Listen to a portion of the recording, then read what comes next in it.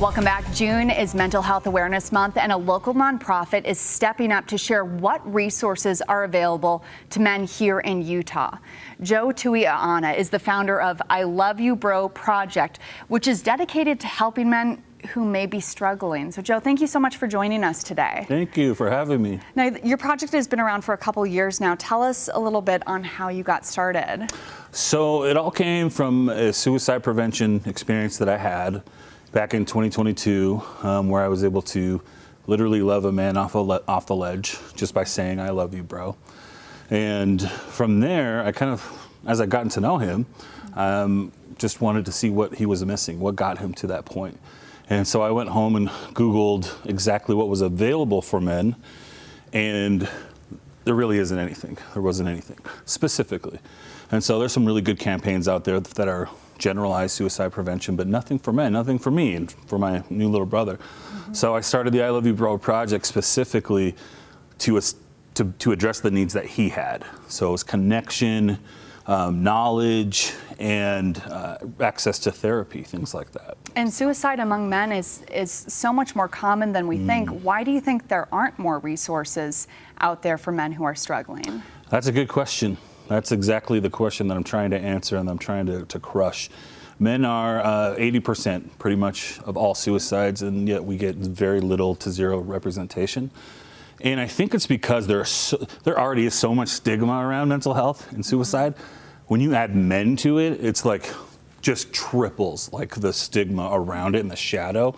So for us, it is like we can provide all these great resources, but just getting guys to actually come is like worse than pulling teeth sometimes. So how do you get guys to show up?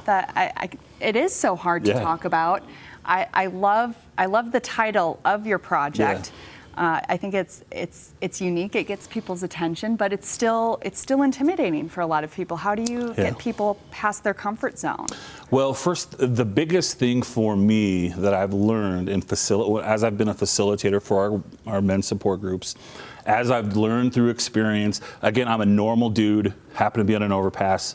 This amazing thing happened, and then I'm starting this just as a normal average Joe, literally. And so I just took it like logical. Okay, well, what would attract me as a man?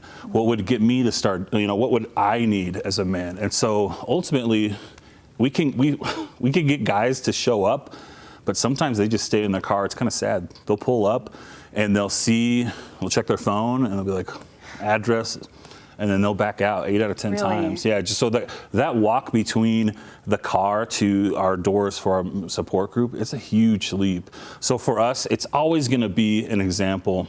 I have to be that guy. I have to be that 6'3", Samoan brown, crying dude on camera, just to show that you have permission to show emotion. You have permission to talk about addiction, struggles, things like that. Then I will do that all the time, and I do that all the time. And so for us, it's really, we have to start with an example of sharing, example of being vulnerable. And guys, they don't like safe places. They don't like those kinds of things. We need to really connect on a very different level a lot of times than they can with, I would say, with a wife or with their kids or even best friends. Like they can't talk to. But if you show up to one of our groups as a perfect stranger, as another dude who's struggling, it's so easy. It's so easy to connect. So the invitation is always going to be, guys, please, if you're struggling, just show up. Just come through the door. Come be with us. Everything will start from there, and then we'll start getting better.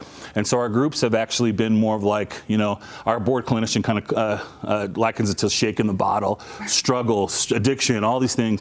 And then our groups like work as instead of just opening it and, all this bad happening, just a little release valve, little releases here and there. So give us a little preview of if someone's brand new and they do have the courage to take all the steps to open the door and go in there, what can they expect? They can expect a judgment-free space that's comfortable. They can expect a diversified culture, from financially to the colors of skin to especially with struggle. So we got guys who are going through bad divorces, guys who are going through bad addictions, guys who are going through the court system, and they kind of not have to be there, but down those lanes. And then we have guys who are just normal guys who are just like, I can't talk to my wife, I don't want to burden her. I don't want to be that guy who looks like they can't handle things at home. I'm supposed to be a leader, a provider, to preside and protect.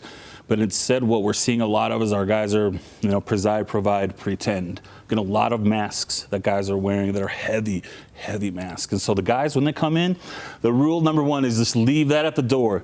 Leave the mask at the door. Come in as you are. I don't want to see gym bro. I don't want to see business bro. I want to see the normal guy, and then we can start there. So. Joe, before we go, I know you have an event coming up, and I want people to know where they can find more information. So really quick, can you tell us that? Yeah, so it's called Together Through Fire. It's the first of its kind. It's for men's mental health and suicide prevention. All these other great campaigns, doing 5Ks, doing all these other things. We're doing an actual fire walk, and we're actually doing it symbolically through fire. So it's going to be 717 people. A couple of years ago, in 2022, we lost to suicide, and so we're looking for 717 awesome people to come represent those at this. And so it's going to be in Eagle Mountain on June 29th. And you can go to iloveyoubroproject.org and get tickets there. We'd love to have everybody come out. It's going to have axe throwing, hot wings challenge, live music, improv comedy. It's going to be very cool. Tons of mental health resources. But that's going to set the stage for how we go moving forward with men's mental health. Wonderful. Joe, thank you so much for talking Thanks, about guys. this. It's very important. Yeah, thank you. All right, we'll be right back.